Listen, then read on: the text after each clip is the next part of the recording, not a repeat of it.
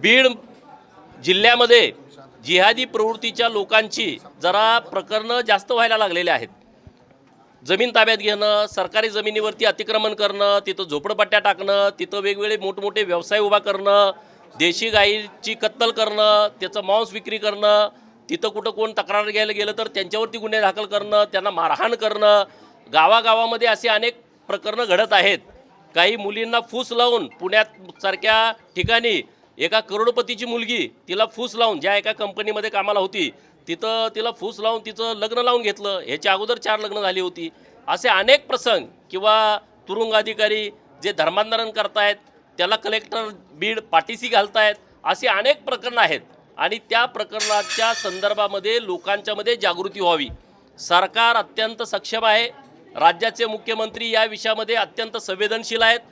अनेक तुम्ही प्रकरणं बघितली, विशालगडावरचं अतिक्रमण काढण्यासारखं प्रकरण असेल, प्रतापगडाच्या पायथ्याचं जे अतिक्रमण अनेक वर्षाचं होतं ते काढणं असेल, मुख्यमंत्री महोदय अत्यंत जोरदार या सगळ्या प्रकरणामध्ये काम करतायत।